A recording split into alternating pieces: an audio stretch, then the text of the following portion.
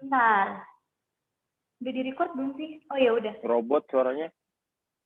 Gak apa-apa, nggak usah pakai video juga nggak apa-apa Bang. Iya, udah. Bang, abang itu di Aminski bikin cucian mobil pertama kali itu tahun berapa Bang? Iya. Tahun 2010. Berarti 9 tahun ya? Iya, 9 tahun. 2011 lah aktifnya lah. 10 tahun ya? Iya, 10 tahun kurang lebih. 10 tahun. Pertama kali punya ide buat bikin cucian mobil itu kenapa? Pertama karena hobi sama otomotif. Terus waktu itu di daerah Bekasi kan belum ada yang cuci mobil tuh yang bersih gitu kan. Ya udah akhirnya karena paham mobil, terus juga nggak ada yang bisa nyuci mobil bersih, ya udah akhirnya kepikiran untuk bikin cucian mobil lah, karena juga sekalian paham dan belum ada saingan. Maksudnya bukan belum ada saingan ya, belum ada yang sesuai ekspektasi gitu. Kalau cuci mobil coba deh siapa tahu bisa berhasil gitu. Waktu dulu di daerah sini belum ada cucian mobil sama sekali gitu, masih kosong. Ada sih, cuman yang hidrolik car wash itu belum ada waktu itu. Dan nggak, maksudnya daerah situ tuh cuci mobilnya masih belum bersih gitu loh, Dis. Masih cuci mobilnya tuh bareng sama gimana ya jelasin ya. Gue kan suka hobi sama otomotif kan. Nah, karena hobi sama otomotif kan berarti kan memang suka bersih gitu, suka sama mobil yang bersih, suka sama mobil yang wangi gitu kan. Nah, selama ini kan kalau cuci mobil di rumah mulu kan nggak pernah, maksudnya capek juga gitu, udah berantakan, terus listrik juga besar gitu kan. Ya udah deh akhirnya cari cucian mobil di luar, nggak ada yang bersih, akhirnya memutuskan untuk masa sih cuci mobil nggak bisa bersih gitu. Akhirnya punya ide cuci mobil bersih tuh bisa tuh kalau begini gitu kan. Ya udah akhirnya karena juga saingannya nggak ada, ya udah akhirnya buka gitu. Oh, jadi tertarik itu gara-gara awalnya cuci mobil dulu pengen bersih gitu. Tertariknya karena hobi. Jadi gini, tertariknya itu karena sebetulnya karena kan pertama kan paham nih sama mobil nih, suka sama mobil gitu kan. Nah, jadi kita tuh kalau misalkan mau cuci mobil kan, kita kan selalu cari cucian mobil nih, misalkan Bang mau cuci mobil lah gitu di tempat A. Habis cuci mobil tempat A tuh nggak bersih gitu nyucinya. Terus cobain tempat B, pulang-pulang masih nggak bersih juga. Entah ada karpetnya yang nggak kevakum lah, ada yang kacanya masih belang lah. Tempat C juga begitu gitu. Terus akhirnya kayak masa sih cuci mobil nggak ada yang bersih di sini, coba deh bikin siapa tahu kalau misalkan bisa bikin yang bersih gitu, bikin tekniknya yang bener gitu, pasti orang pada suka nih gitu, karena di sini nggak ada yang bersih, akhirnya bikin lah gitu.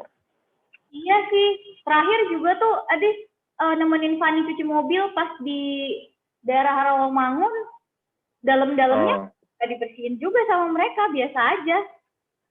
Iya. Nah itu dulu tuh begitu, hampir semua tempat di situ tuh gitu. Jadi akhirnya memutuskan untuk bikin deh cuci mobil gitu. Gara-gara itu. Terus waktu yang abang bangun mungkin dorong apa? Kenapa nih? Dorongan apaan? Wah, maksudnya dorongan akhirnya bikin cucian mobil tuh karena gemes aja sih, karena cuciannya nggak bersih. Yakin bisa. Iya, gemes gitu. Yakin deh gue. Dorongannya tuh karena apa ya? Karena ngerasa gue nih tahu nih, paham nih, pasti gue bisa orang lebih pada suka nih dibanding orang lain nih gitu. Karena gue lebih tahu mana karena gue pemakai juga kan. Mostly kan orang-orang yang nyuci mobil kan belum tentu pemakai mobil kan gitu. Jadi saat itu soalnya gue kan terjun langsung tuh, gue juga nyuci mobil orang saat itu kan. Jadi gue paham nih orang-orang sukanya tuh bersih di bagian ini atau nggak sukanya tuh kalau mobil dicucinya begini tuh ya enaknya apa gitu. Karena gue pemakai jadi gue tahu harus ngapain gitu. Oh, paham.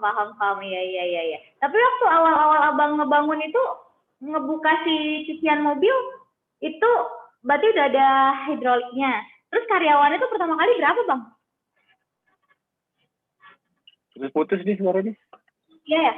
Pertama kali abang ngebuka Tolong nih, tanya nih. Halo? Pertama kali, halo, kedengeran nggak? Dis? Halo. Halo. Oh, bentar, koneksinya lagi nggak stabil. Kedengeran nggak, Bang? Kedengeran? Suaranya robot. Hai, Terus putus. kedengeran nggak? Udah. Gimana? Itu waktu pertama kali abang ngebangun si Aninski ini, itu karyawan pertama kali jumlahnya berapa, Bang? Karyawan pertama kali jumlahnya berapa? Pertama kali itu untuk karyawan jumlah, bentar ya, ada 4. 5 Bang Anin. Oh, abang termasuk? Iya, dulu tuh ikut nyuci. Oh, gitu. Oh, terus habis itu lama-lama nambah. Waktu itu awalnya kan belum pakai hidrolik kan, masih pakai manual, pakai apa? Yang pakai bensin, yang pakai solar itu loh, yang ditarik-tarik kayak di pinggir jalan gitu. Tahu nggak? Yang pakai mesin pakai bensin. Ya, tahu. Nah, dulu tuh masih kayak gitu. Jadi dulu cuma masih punya alat dua kayak begitu. Nah, waktu itu slot untuk mobilnya juga cuma 2 gitu. Makanya karyawannya ada 4 karena satu slot dipegang sama 2 orang yang kerja kan. Gitu. Nah, Bang Anin waktu itu yang ngambilin kuncinya, mindahin mobilnya, sekaligus ngecekin ada yang mana yang belum gitu. Oh, jadi bagian-bagian itu. Berarti 4 orang. Dikit juga ya, Bang? Terus mulai dong, tempatnya juga kecil. Mulai nambah lagi? Sekitar 2 tahun kemudian baru tuh pakai hidrolik kan. Nah, pas pakai hidrolik kan lebih gede tempatnya kan. Ya. Nah, itu baru tuh nambah tuh sekitar berapa ya? 8 orang kalau nggak salah deh. 8 orang, iya betul. Itu abang yang rekrut sendiri? Kalau awalnya sih kenal dari minta tolong cariin sama karyawan yang udah ada. Oh, teman-temannya. Karena kan kalau udah kenal kan kerjanya lebih enak kan, biasanya nggak canggung, nggak bingung gitu. Berarti ada yang orang-orang daerah gitu dong? Awalnya Bang Anin pakai orang daerah sini, maksudnya daerah tempat cucian mobil situ di Aninski, pakai orang-orang daerah situ awalnya. Cuman lama-lama kan kesininya udah ada yang keluar, ada yang masuk, akhirnya nyampur. Udah bukan orang daerah situ lagi. Yang maksudnya itu kayak dari daerah tuh kayak di luar dari sini loh. Entah dari mereka tinggal di mana tadinya, kayak anak-anak rantau gitu. Ada nggak sih? Oh, ada. Itu si Roni kan dulu Indramayu. Si Isan ya? Terus siapa Ucok kan dari Medan tuh. Oh, tapi kalau bahasa nggak terlalu ribet ya? Enggak. Mereka kan bahasa Indonesia-nya masih bagus. Iya sih. Nih, Adis mau nanya lagi nih. 2 pertanyaan lagi. Yeay. Oke. Nih, abang Adis selama 10 tahun abang ngurusin sampai sekarang. Ini kan bisa dibilang banyak juga. Istilahnya pelanggannya, customer-nya banyak gitu. Dan Adis ngeliat di Google tuh. Adis juga ngeliat di Aninski, review-reviewnya juga rata-rata bagus-bagus. Menurut mereka sih katanya di sini bersih dibanding lain untuk harga segitu ya. Untuk harga segitu mereka bersih nih sampai dalam-dalamnya. Dan waktu itu emang sempat ada yang ngomong juga, nge-review juga kalau di dalam bagian dalam mobil kayak dipolesin pakai apa, jadinya tuh lebih mengkilat gitu-gitu kan. Nah, selain hal-hal yang kayak gitu tuh yang berhubungan sama teknis bersih dan segala macam, itu abang punya strategi sih sampai bisa bikin Aninski bertahan sampai sekarang? Nah, jadi kalau strategi khusus sih nggak ada sih. Cuman balik lagi nih tadi Bang Anin sempat ngomong. Jadi orang itu kan biasanya kan orang cuci mobil, yang ini pekerja yang nyuci ya, taunya kan cuci mobil itu kan ngebersihin aja udah selesai gitu kan. Nah, Cuman kan kita kan sebagai pengendara mobil kan ada tuh tahu poin-poin di mana contohnya kalau lagi kena panas tuh debunya, terus dashboard mobilnya kan jadi kayak busikan gitu kan kalau udah kena panas dingin. Terus jadi Bang Anin tahu nih kalau mobil kotor di bagian tertentu tuh nggak nyaman nyetirnya gitu. Nah, bagian tertentu ini nih yang sering kelewat sama cucian mobil tempat lain gitu. Nah, kalau Bang Anin karena tahu kasarnya tuh sering kecewa lah cuci mobil di A tuh kalau lagi mundur kena lampu silo itu kacanya kayak bercak air gitu kan. Nah, jadinya tuh hal-hal kayak gitu tuh yang bikin kita kesel kan. Nah, karena kita udah sering pengalaman kecewa nyuci tempat lain, nah itulah yang kita terapin tuh di Aninski. Pokoknya kalau cuci mobil di Aninski tuh ininya tuh harus bersih, ininya harus bersih gitu. Jadi mungkin di tempat lain orang puas gitu aja. Nah, jadinya mungkin mereka kan nggak improve gitu kan untuk lebih bersih gitu. Karena bersih nggak bersih itu kan relatif ya sebenarnya gitu kan. Di tempat A sih ada orang bilang bersih, mungkin di tempat kita ada yang bilang nggak bersih gitu. Itu sebetulnya sih relatif. Cuman yang penting kan di saat kita nyetir mobil tuh kita nyaman, nggak keganggu, itu aja sih yang penting. Makanya strategi khusus sih nggak ada sih gitu. Ya saya bisa mau pernah baca tuh mereka reviewnya kacanya biasanya suka ngeblur, tapi kalau di sini enggak sih kata mereka. Halo, dengar nggak Bang? Iya, makanya kan kadang-kadang kan kalau orang kan ada cuci mobil tuh pakai misalkan habis dicuci kan basah nih kacanya. Nah, biasanya kan orang pakai kanebo, habis itu udah selesai kan. Nah, kalau di Aninski tuh nggak bisa, jadi habis kanebo tuh harus dilap lagi pakai lap kering sampai bener-bener airnya tuh hilang gitu. Jadi pas kena cahaya malam-malam tuh nyetir nggak ada bayangan-bayangan air gitu. Tapi kalau misalnya itu kan kalau Edis bilang kan nunggu keunggulannya. Abang ngerasa nggak sih di Aninski itu ada kelemahannya juga? Kalau di situ ada kekurangannya atau apa gitu yang abang rasain sampai sekarang? Masih ada yang kurang nggak nih gitu? Oh, apa banyak. Kekurangan secara internal apa kekurangan untuk yang dirasain customer nih? Internal dulu deh.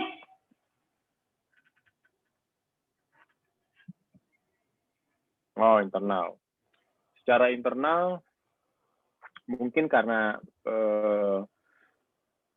tipe usahanya juga ya, Dis ya. Tipe usaha kita ini kan pekerja, kita kan nggak mungkin ngambil pekerja yang sekolahnya S1 gitu kan. Kita juga nggak mungkin ngambil pekerja yang lulusan SMA yang SMA bagus atau even lulusan SMA pun udah baik, udah bagus gitu. Biasanya kalau kita ngambil lulusan SMA kan pasti juga orang-orang yang lulusan SMA belum tentu mau jadi tukang cuci mobil kan. Pasti mereka juga punya impian lebih gitu.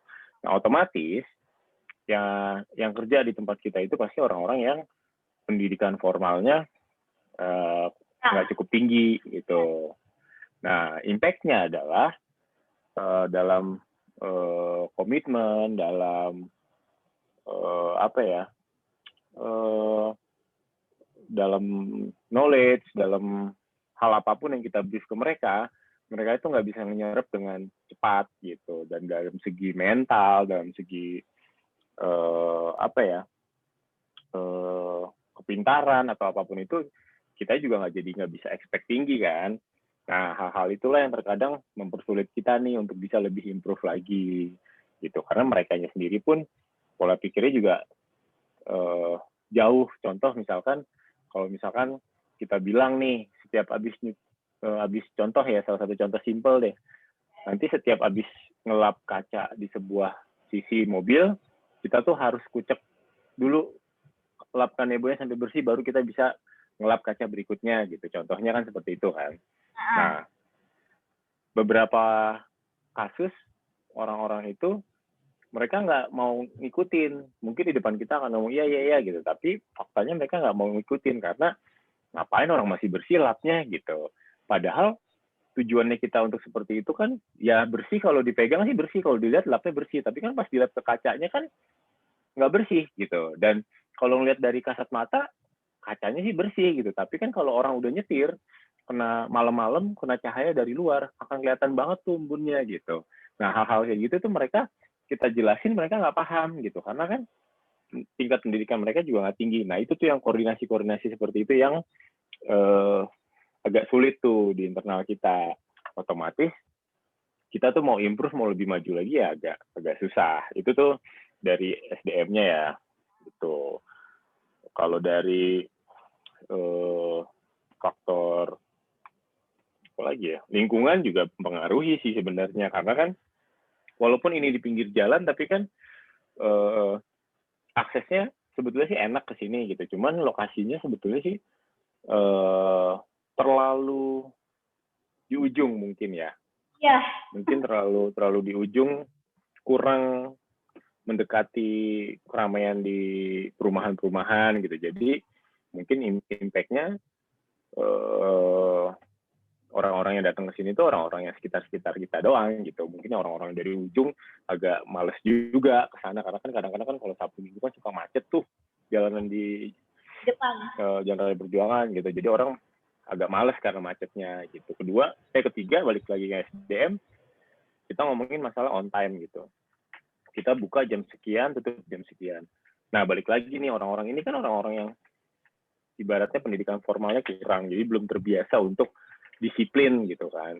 Iya. Sebetulnya sih nggak bisa menyalahkan juga, tapi karena mungkin sudah terbiasa, mereka tuh disuruh buka jam sekian, tutup jam sekian harus begini, jam harus begini. Mereka awalnya pasti akan turut gitu, ikut gitu seperaturan. Tapi lama-lama mereka akan males, lama-lama akan ledor gitu. Bahkan sampai Bang Alin aja udah sampai bikin potongan gaji sekalipun. Kalau misalkan telat dipotong gaji segala macam, mereka kayak nggak peduli. Ya gue telat, gue bangun siang, ya udah kesiangan, potong ya udah potong gitu. Jadi karakternya adalah, pola pikirnya adalah orang-orang yang ya udah kalau emang gak dapet duit, ya udah nggak apa-apa, emang gue kesiangan. Jadi nggak mau maju gitu loh. Iya. Nah itulah karakter-karakter yang ya kita dapat di situ gitu. Itulah saya kira kekurangannya dari segi internal. Kalau yang tadi Abang bilang dari customer-nya sendiri ada nggak Bang? Kalau kekurangan dari customer-nya mungkin kita nyucinya lama. Oh iya. Gitu. Mungkin banyak orang akan komplain nyucinya lama gitu. Terus apa lagi ya? Ya itu ngantri. Terus ya paling faktor-faktor akibat dari SDM-nya juga mungkin kan beberapa kali kan kita juga nggak mungkin kan dalam setiap hari gitu selama setahun kita sebagai pekerja pasti kan ada momen-momen kita peak, ada momen-momen kita lagi down gitu. Nah momen-momen lagi down ini kan terkadang kan bikin emang ada spot yang ketinggalan untuk dibersihin atau masuknya kesiangan, jadinya bukanya juga jadi lebih siang gitu. Jadi banyak-banyak yang faktor yang ngebuat bengkel kita jadi nggak maksimal gitu. Tapi sih efeknya, penyebabnya juga dari internal juga. Itu doang sih kalau jadi Bang Ani. Dan akhirnya cucian juga jadi nggak bersih beberapa mobil. Ada yang kelewat, ada yang karpetnya ketuker gitu lah. Kayak gitu-gitu sih. Ya itu standar sih. Kalau yang masalah-masalah lain gitu, misalnya kayak dari segi keuangan atau dari segi kalau tadi kan disiplin nih, ada nggak sih masalah besar yang pernah kejadian di Aninski yang akhirnya tuh Abang nggak mesti turun tangan terus ngasih solusi gitu, atau lebih sering Abang yang ngasih solusi untuk datang? Oh itu sering sih. Contoh balik lagi ini kan pekerjaan ini kan biasanya kan cash flow-nya tuh uangnya adalah uang fresh money ya. Dalam arti fresh money itu daily dan uang cash gitu, cash keras gitu kan. Nah kita kan sebagai pemilik kan nggak mungkin setiap hari, setiap jam ada di depan bengkel, di kasir juga kita kan nggak mungkin gitu kan.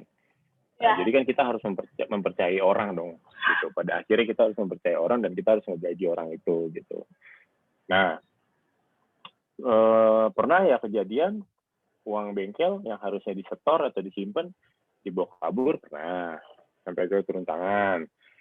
Ya banyak lah, banyak kalau sampai turun tangan sih banyak gitu. Cuman kan kesininya kan hal-hal kayak begitu akhirnya kita coba solusiin pakai sistem atau pakai manajer lah kasarnya, pakai naruh orang yang bisa dipercaya gitu kan. Nah, akhirnya ya solusi kayak gitu lah akhirnya.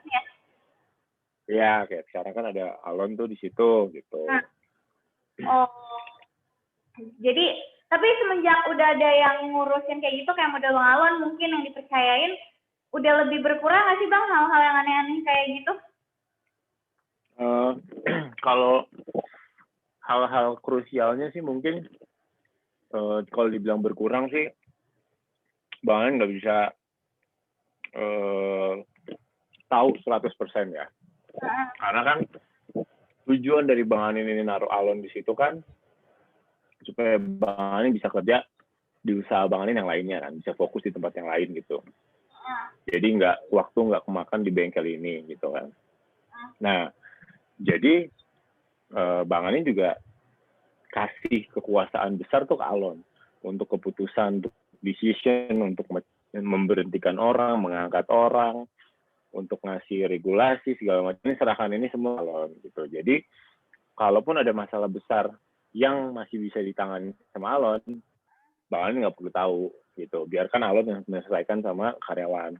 Tapi kalau sampai ada masalah besar yang Bang Alon harus turun, baru Alon akan ngomong ke Bang Alon gitu.